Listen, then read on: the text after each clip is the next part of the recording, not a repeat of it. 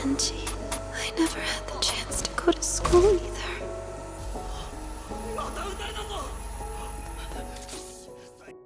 Spoilers for obvious reasons. I'm assuming you have at least some understanding of what Chainsaw Man is and its plot, so this video can actually make any sense. At the end of Chainsaw Man, we are in this big final battle on the day of Nostradamus' prophecy. It's war versus death versus Chainsaw for the fate of the world. War wants to beat Chainsaw Man, mostly for egotistical reasons, and then use him to plunge the world into a grimdark future of only war.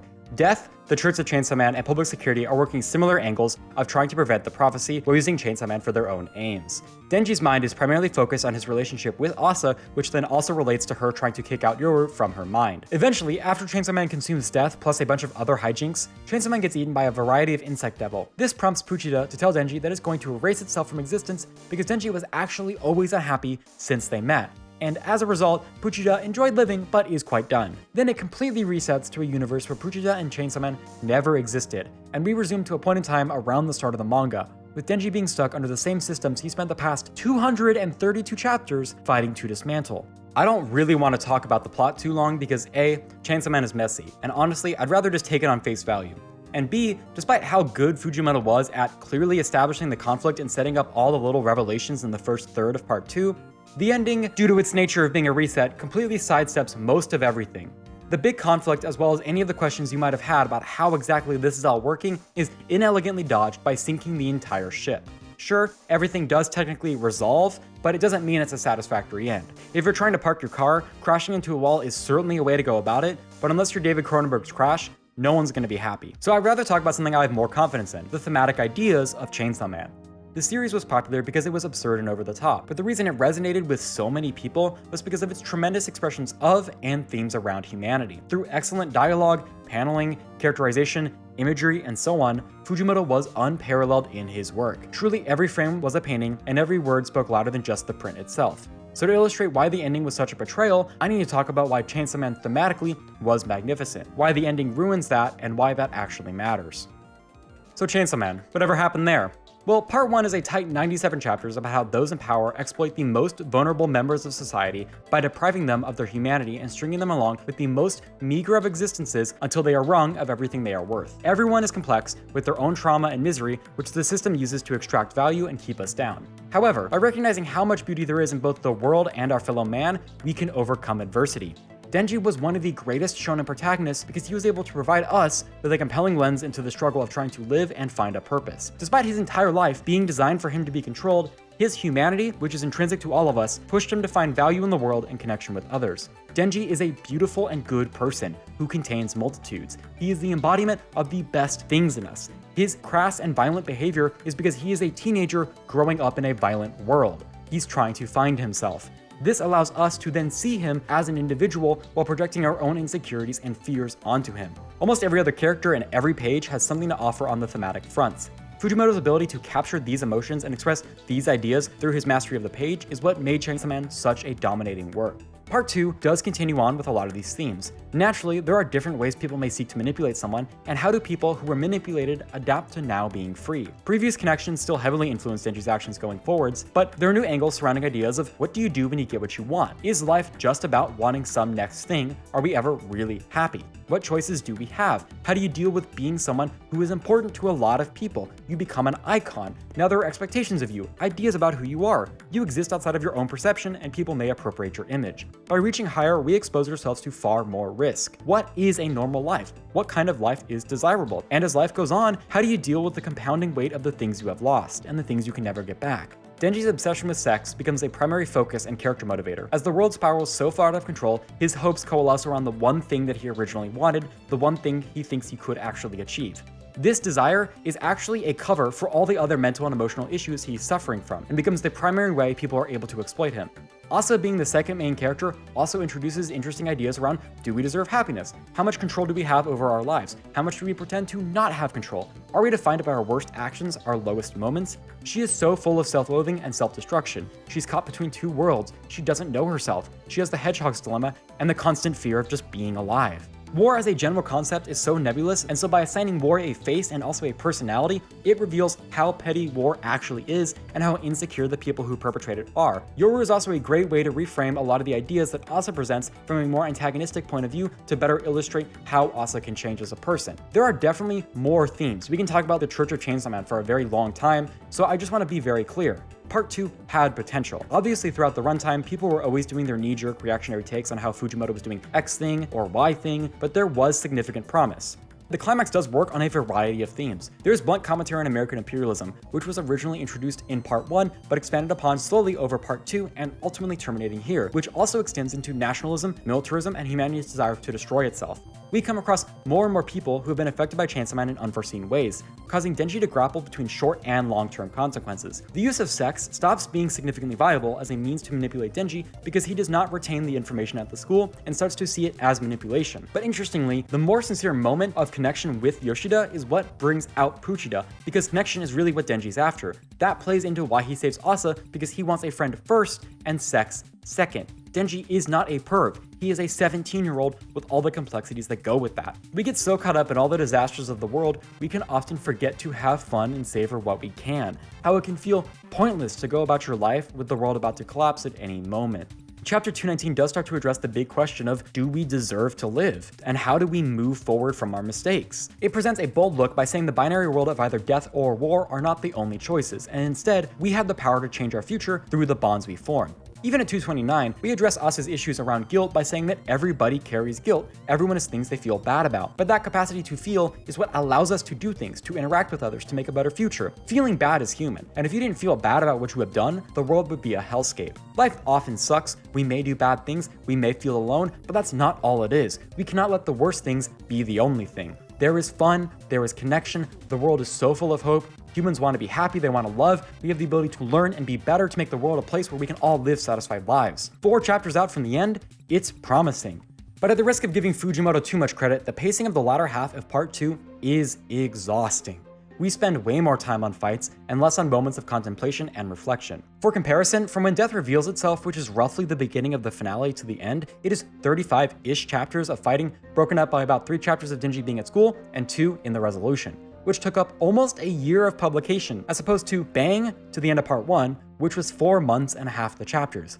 Yes, of course, it makes sense after the church does their day of worship apocalypse initiation to never give Denji any rest, but we start to blur the narrative focus, a lot of the themes start to fall through the cracks, and the structure becomes relatively weak. All that is to say is that there is a deluge of things happening at the end with no clear end in sight, especially that last bit where we just go to hell and then turn around and leave with quite little actually being said on that front. Fujimoto realizes he's lost the plot somewhat, so he goes, the bugs are scary, and Chainsaw Man gets eaten. This prompts Puchida to initiate a thorough bleaching of the entire story. A complete start-from-scratch reset with a direct statement to Denji and the audience that everything that ever happened in the story was for naught. To quote chapter 231 directly, "You were far happier starving and suffering, fighting devils and eating spoiled bread in that rundown shack. You had the crappiest but best kind of brain, one that can only find heaven when you're in hell." Now, politely, Fujimoto, what the hell are you talking about? This might sound hyperbolic, but what should I take away from this other than I should literally just die because I have the info hazard of knowing that human beings are capable of love. Denji could never have been happy because he has a bad, stupid, dummy brain, and so lobotomy is the only way to go. He had a heart in his chest that he couldn't do anything about, so he had to give up on ever having a life. In turn, everything about ourselves that we had seen in him and everything we had learned about him is disparaged. Puchida says it's better to have a world without freedom, without being in control of your life or the ability to find yourself. A new world is created for Denji to be stuck as Control's dog, never developing past a child, because now he can dream, despite, already dreaming. Fujimoto decided that the answer to a central question of his story of how can I find happiness in a world that suppresses humanity and seeks to exploit me at every turn is to say that you can't. No matter how hard you try, you will be unhappy. You have no choice nor any chance of making a better life. Deep, meaningful relationships you form with people are liabilities. Dreaming is a useful tool for motivating you to be a cog in the machine, but you should not achieve a dream. Life sucks. You should aim to be as ignorant and subservient as possible to limit the chance that you feel anything at all. Wanting to achieve anything is in direct conflict with having a nice, tranquil existence. You should never, ever try to self-actualize because it is better to be a sheep. This ending theme runs counter to everything we have ever been taught over the course of the story. Denji has always been one to break on through. He's a lover in a world so full of hate. Life is a struggle, but that struggle allows for discovery and achievement. You won't know yourself unless you fight for it. People are going to try and manipulate you, control you, attempt to make you think that you have to live by the rules, but that is not true. You are capable of making your own choices. All of this is blatantly discarded when Pochita tells Denji that his best life is one where he is miserable and so he should just go back to being a servitor. Sure, I guess Denji is happy, but that's because he's living on the bare minimum with the most surface level of connection to others, something the story was directly critical of up until this point. Denji's perfect life is one where there is a carrot on the stick and stirrups in his sides. The only thing that is remotely workable about this ending is that Denji's heart still seems to be Pochita, which I guess could mean something. But given that the whole point was Denji having Puchita's heart meant he could never have a normal life, so Pochita had to erase itself and that reset time, but he's still a heart, so I don't know about the whole time reset existence thing. I don't know, and then we just brush it off and we end the story. So then I guess the angle would be that Pochita may be gone, but what Chainsaw Man represented as a symbol for hope remains in Denji, as he saves people in public security. But that's then at odds with the story telling us to stop believing in a better future. Stop living by your ideals because it will ruin your life. Did Fujimoto think about how the physical embodiment of hope erasing itself because it's just too powerful a force would read the hero of hell must die? Because bad people want to control it, we should just not have it? It's such a nihilistic ending without anything to meaningfully take away. Because there is a prophecy that we are told is true and unavoidable, this horrible suffering just has to happen. So I guess it just sucks to be Denji and Asa. Little mental exercise here. I want you to think of a character similar to Denji. Doesn't have to be exact. One who believes that nothing good is ever going to happen to them. Chronically unhappy, perpetually getting hurt, and ultimately ending in tragedy. Now, interrogating that character, why do their fates not feel like a betrayal? Because they have some major flaw that causes their downfall. Even if the story is nihilistic about the world, there is a deliberate effort to show obvious mistakes the character is making, because that way you can see the tragedy unfold over the course of the adventure and you ache as the inevitable occurs. This then allows you to think about why that happened and how you can do something different. It allows you to recognize the flaws. To interject real quick in anticipation of an argument, yes, Denji does make mistakes. He makes an awful lot of them, but that's because he's 17. He's growing as an individual. He is stumbling, trying to find his footing. Of course he's gonna make mistakes, but given how part 1 goes, a lot of these mistakes seem to be things he is working through on a path to find greatness, until the ending decides that all of these were actually just him paving his way for his own destruction. If I were to hazard a guess, I think Fujimoto is going for a very strict interpretation of the Greek tragic hero, but the big issue with that is that Greek tragic heroes have to be of high virtue. They have to be almost perfect, but with some minor flaw that represents an idea about the human condition. Through their own greatness, through their own folly, they are brought down. That doesn't apply to Denji because his life sucks and he's just trying to get a little bit better, and we're always under the assumption that he's not a perfect human being. Furthermore, intensely nihilistic and depressing fiction can still not be offensive because there are no false pretenses about the story being optimistic, which then means you can engage with the story a different way. We see a play called The Tragedy of Macbeth and we know what we're getting into. We're not going in hoping that Macbeth is able to defeat Macduff. We know what's going to happen, and as such, we engage with the work completely differently. And even on that front, a lot of these miserable stories still have some angle of hope, love, purpose, and so on, because they are using the state of the world to reinforce the best or criticize the worst aspects of humanity. Chainsaw Man does not do any of this.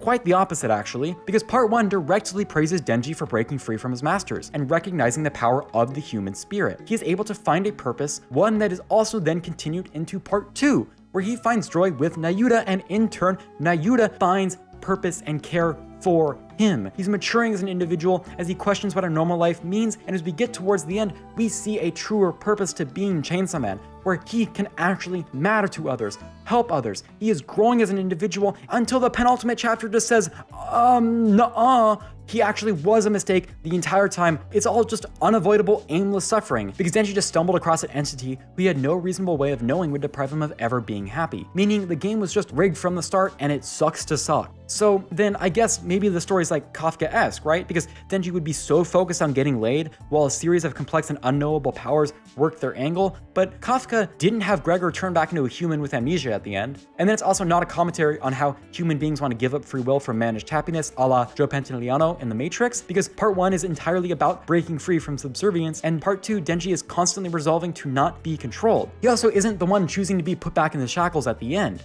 I mentioned it before, but Puchida unilaterally decides Denji's fate against both its original beliefs and Denji's protests. But the ending then also isn't saying that Puchida's wrong about Denji, that it's like a tragedy of misunderstanding, because it's rather optimistic and reinforces Puchida's rhetoric of Denji kind of being happy under these circumstances. So then maybe we're supposed to think Denji made the wrong choice? That his life is forfeit because an incomprehensible test was put before him by the Fire Devil? A child was saddled with the weight of the world, and he made the mistake of recognizing that it wasn't right? What? What was the whole point of I choose both? A direct statement about breaking free, choosing peace, choosing love, when then we are told that you actually had to make a choice, and especially the right one. How is Denji remotely supposed to believe that choosing an option from the array of lying, delusional, orphan-crushing machines is a good or even reasonable idea? What was all that talk about fighting for a future? What was the point of chapter 226 calling specific attention to Denji being able to swim, something that is a direct callback to Reze teaching him how to swim, when 5 chapters later, we say connection to others brings anguish? Fujimoto says our existence needs to be reined in and controlled so we can eke out a meager existence. Every story you have ever read that addresses or plays with ideas of choice, freedom, connection, self-reflection, and whatever else we're going to bundle into this ending would have presented Chainsaw Man's perspective as an antagonistic force, because it is so fundamentally against the spirit of humanity. This conclusion is cowardly and disingenuous in how it presents Denji's search for happiness. Okay, so the video thus far has been predicated on the idea that there is substantial subtext to the work. When they say they want to die, when they say they don't want to be Chainsaw Man, what they actually mean is that they want to live and they want to be Chainsaw Man. Denji and Asa's struggles, both physical and mental, are something to be worked through on a journey to grow and ultimately end at a higher place. But I think a lot of people who like this ending would argue that's not really what part 2 is about. That it is more straightforward and it's about Denji being unhappy at every single turn and everyone's just aiming to use him forever, and so his life cannot get better under the circumstances, so a complete break is the only viable way forward. Okay, fine. It's just a bad story. If there is no point to Denji suffering than to just suffer, it's the shallowest work in existence. It takes out any complexities and turns it into 232 chapters of watch 2 teenagers get stuck in the torture nexus. Look at this sideshow attraction struggle and get assaulted because he thought he could ever be happy. Look at this girl massacre millions because she realized people are complicated. Because Denji just happened to have a heart that he couldn't do anything about, so he just had to experience the full power of cosmic cruelty? That would be an insane theme to have in your story. Read chapter 181, where Denji, sobbing his eyes out, says that he's so sorry because everyone who's with him dies, and it's all his fault, that he's a horny idiot, and tell me that, yep, that's what he gets for wanting to be anything. That a child should have to say those words because they didn't want to be a slave. What is the point in that? What are we doing here? Are some people just meant to be miserable? Is that seriously what we're trying to say? If so, then it's just like an evil work. And I have to wholeheartedly reject that idea anyways, because it's opposed by so many moments throughout the text. Chapter 183 is one of the most powerful chapters because Denji has to confront all of his past trauma and find a reason to keep living. And in this process, in this unimaginable torment, he resolves himself to fight for a better future. Choice and being manipulated is discussed so much throughout the runtime that I cannot accept an argument that these people are supposed to live under the thumbs of others. When Denji says he wants to go back to how things were, we should not take that literally. He's saying he misses the comfort he knew, and he's scared of how uncertain the world is. He's trying to find a place. This is a moment where we should feel bad for him and want him to get through this, not just set it back to how things were. All the times he wishes for things to go back to how they were, it's because people are trying to convince him that's what he wants. People are beating him down and using him over and over again to try and get him to accept a dire existence as a tool. It's not what he's actually out to pursue. Everything that Makima was about was trying to break him and use him to turn him into a tool, and so I cannot accept that the ending was always supposed to be that same idea, but actually real this time.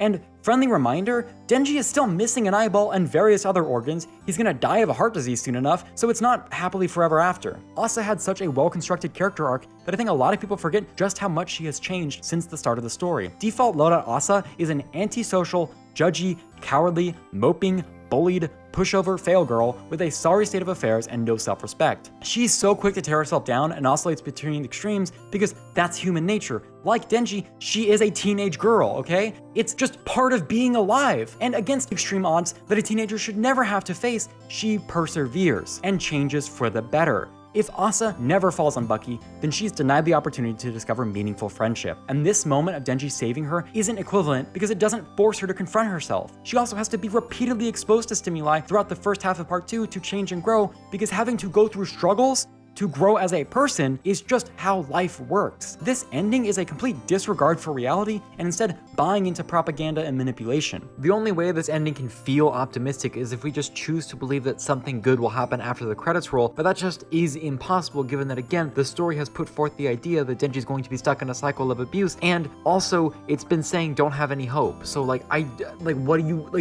what are we supposed to do?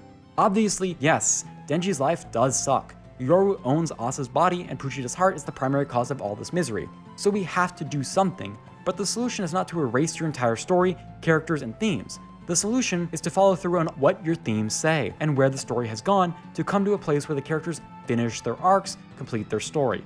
When Denji says he's going to craft a new world, it's completely reasonable to believe that that would mean overcoming his and Asa's trauma and issues to pave a path forward into the future, to find a world where they can love and care. Denji is now able to help someone else who has the same struggles he has. He has found a purpose. He can be the support for others he always needed. And no matter who wins, Yoru or death, the world is completely boned. Everyone is 8 layers deep in their lies and machinations that there's no reason to believe the Chainsaw Man's power would be used for good by anybody, so it seems entirely plausible that Asa and Denji would break through this and open up a better future. And yes, it might seem like the situation is out of hand and insurmountable, but this is Chainsaw Man we're talking about. It's insane, it's absurd. Denji ate the concept of control. There is a solution to this conflict somewhere that isn't just completely throwing up your hands. But instead, we bail on the fight, just kind of all of a sudden because horny, and then Denji gets third-partied by some bugs and we just call it a day. This ending literally comes out of nowhere. The protagonist had no volition over the ending, and there is no memory of continuation, so we can't even attach ideas from the first 230 chapters to this. The ending just interjects itself and says, hey, we're voiding everything we spent years on, and have a good day. If you feel like you have to do a reset, which is kind of reasonable in this situation, there are certainly better ways to do it. I have not seen 3.0 plus 1.0 in a while, so forgive me if I oversimplify, but in that, A, the protagonist is actively choosing to reset because they are stuck in a cycle where they recognize that they have to grow to get out of it. B, the removing of the collar implies that the new Genesis is somewhat of a continuation. And C, the entire point of all of Evangelion, but especially 3.0 plus 1.0, is that these people have to overcome all these various fundamental human conflicts so they can have a new birth. It is a story about overcoming one's issues, both internal and external, learning to move on, letting people in. It's the only way to make a better future. In Chainsaw Man, we just end where we started. The ending is functionally, it was all a dream, but at least other dream sequences can tell us about the person who's dreaming. This ending doesn't tell us about this Denji because the Denji we knew was given opportunities that just do not exist in this world. In Stone Ocean, the characters recognize that the bonds they have formed along the way are fulfilling and motivating enough to then throw themselves at an impossible enemy to prevent the end of the world. The gang's power combined allows Emporio to survive and defeat Made in Heaven, so there can be a future where they are all free. They all understand what they are getting into, and they are hedging their bets for this one guy to be their hope. And then there's melancholy to the ending because Emporio has to hold all the memories of what used to be. There is continuation, there are choices, and the characters are finishing their arcs. The Good Place resets hundreds of times because the point is that these people, because of the power intrinsic to humanity, will all eventually come together and form bonds stronger than their overlords could have ever predicted. There is nothing being said about the reset in Chainsaw Man because everything is wiped clean and further investigations of previous ideas are discouraged. Sorry to interrupt here, but I want to head off an argument before it creeps up. I understand that the idea of Denji never being able to find power again is introduced slightly earlier on in the manga, that the power he knew is dead and no matter who he finds afterwards is not going to be the same person. But crucially, that's because the point isn't that he's trying to find the same exact power. The point is that he's trying to find somebody who fills the whole power filled in his life. He's using his experiences that he derived from his relationship with power to find somebody new. It's not, oh, find power again, it's find the Blood Devil to turn them into power, which is what was happening with Nayuta. If we really want to argue that this ending is just following through on that idea that he wouldn't know who power is, then again, it's just the most surface level, shallow, meaningless work on the planet. Sometimes with a disappointing ending, you can still enjoy most of the work. JJK's ending has its flaws, but there are still many ideas that are complete, meaningful, and you can reread the work to get more out of it. You can't really do that with Chainsaw Man, because none of it happened. Why would you read a story whose ending is decidedly about how every single thing the characters worked to overcome, everything they learned, every emotion they felt was a mistake, and one's so bad that it must be erased? It is a waste of your mental energy to engage with the work. This page of Aki saying he got cold feet was one I used to think about all the time, because of where it falls in the story, how it's constructed, what it does and does not say, all contribute to this compelling emotional moment where you can feel the power radiating off the page. Now I look at this and I feel like an emptier person. Everything this scene represented is whited out and replaced with the motto of "this emotion is bad." The greatest thing a piece of art can do is help you see the world in a new way and even make you a better person. Reze was my favorite character because she represented how little we often know of other people, yet we can still choose to see the best in them. That was something I and other readers took away from the work and tried to see in our own lives. But now you can't entertain any idea she presented without the nagging thought that it's all pointless. Why should I care about Reze not going to school? Why should I care about Aki's ultimate tragedy? Why should I care about Denji resolving himself not to be a lapdog? Why should I care about Asa, Nayuta, Death, or anyone else when the story tells me that the compassion is a weakness? Why bother trying to process your emotional guilt over killing your parent/parents when you could just suppress it forever? Every single realization of humanity or moment of growth a character made is directly opposed by this ending. If you're able to disentangle the ending from the rest of the work and still get enjoyment out of it, then I guess more power to you.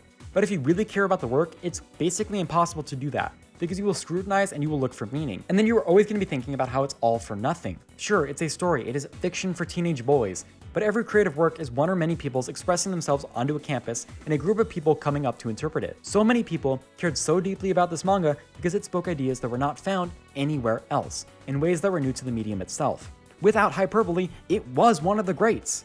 And now every page is repulsive.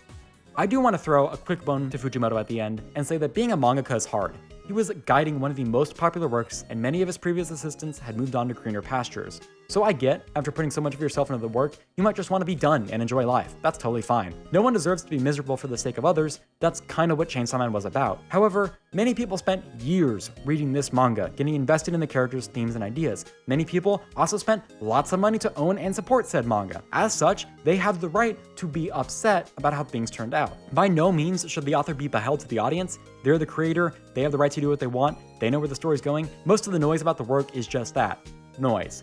But again, because there is a financial component and his themes are directly targeted to disenfranchised individuals, he does have to assume some responsibility. It's just kind of like the nature of publishing a work for the public. It's also a short-sighted decision on Fujimoto's part, because how is an audience ever supposed to trust him again? Fire Punch's ending, even if it doesn't ruin the themes, is a little weak, so why should an audience pledge their financial and emotional support to his stories until they end and we can see if it's actually worth our time? I don't know a single soul who read Astro Royale after Tokyo Revengers pulled a similar move of destroying themselves at the ending, because why would anybody give this guy a chance? It also destroys the legacy of Chainsaw Man. The discussion now always has a caveat. This is a really important point, so bear with me. As I was mentioning before, I've constructed this video arguing about the ingenuity of Chainsaw Man as it was going on. How, as it was being published, it was this great, amazing work with all these ideas that seemed to be going somewhere, and how the ending is a letdown. But it doesn't really matter what it was before it ended, because we only have its ending. The ending is the work. As such, if you want to claim it's a one-dimensional, shallow work, everything I was saying it wasn't, you're right, because that is the final thing it says. Denji is a flanderized version of his Part 1 self. He's a hornball incapable of reaching any maturity at all. Asa gets done really dirty and becomes just an object of sexual desire for Denji, given that she's never able to kick out Yoru or really help him achieve a new world in any way. Her last thing she significantly does is just cry as a man comes and helps her. So like, is it misogynistic? I don't think so. I think Fujimoto's better than that. I don't think that was the intent at all. But it's still not flattering that the angle of connection ultimately does become secondary to that of sex. So the legacy of Chainsaw Man is not going to be about how it was expressing all these great, beautiful ideas. It's going to be how it betrayed all these great and beautiful ideas. It's going to be divorced and malformed compared to what it was as the audience was reading it. Obviously, reading a work after it's published versus as it's coming out is going to be entirely different. That's the nature of serialization, but it shouldn't significantly rot the fruit of the text. Anecdotally, I've been playing a lot of Counter-Strike, and whenever I match into somebody with a Chainsaw Man icon, the conversation tends to go like this. Have you read all of Chainsaw Man? Yes. Thoughts about the ending? Bad. Yeah. Second anecdote is that I've had this big pen of Reze on my bag for 3 years since I found it at a convention because Chainsaw Man was one of my favorite works, But since the ending, I've just no longer felt motivated to keep it on my bag, so I recently swapped it out for something new. After part 1, it was easy to see how the story would stand the test of time because it spoke on universally engaging ideas. With part 2, people are not going to be that interested in discussing it, especially after 5 or 6 years, because the ending is just that bad. To bring Tokyo Revengers back up, the discussion and interest plummeted after the ending. Furthermore, why should an audience pick up Chainsaw Man now? When the well is poisoned by the ending, people who haven't had a drink from it are not gonna start drinking. I didn't watch Game of Thrones when it was airing, and I've been hesitant to ever do so because I know the ending is apparently an affront to God. Only time will tell, but it's possible that Chainsaw Man has the same fate. So, Chainsaw Man's ending is bad, right? It ruined what the series stood for, and the ramifications of such an ending extend beyond just the work itself. I don't know what optimistic note I could really end this on. Of course, I'm gonna recommend you read other compelling series if you are at all interested in Chainsaw Man. Danadon, Sakamoto Days, Dorodoro, Berserk, and even The Summer Hikaru Died all have varying degrees of absurdity, interesting art, and they all focus on the deep exploration of connection with others that Chainsaw Man was sort of like focused around, but it's not a real substitute. Regardless of how critical I've been, Fujimoto is immensely talented, and we wouldn't be having this conversation if he wasn't so good at his craft. Rereading Chainsaw Man, especially the first 2/3, reminded me that more than anything, it's immensely frustrating that someone of such talent couldn't get it over the finish line, that manga as an industry significantly hampered his ability to probably get there at the end of the day. So I guess to pick up where Fujimoto dropped the ball, don't stop believing in your abilities to change the world and yourself. Even if Puchida says those ideas were bad, that's not all true. And the ultimate way to stick it to Fujimoto is to break from his dastardly manipulation tactics. You know, thinking about it, maybe Fujimoto was intending for us to all feel so let down, so hollow by the ending, that we would be just like Denji, so we could finally understand the character and grow for ourselves. Or maybe it's just a bad ending. I call upon all nations to do everything they can to stop these terrorist killers. Thank you. Now watch this drive.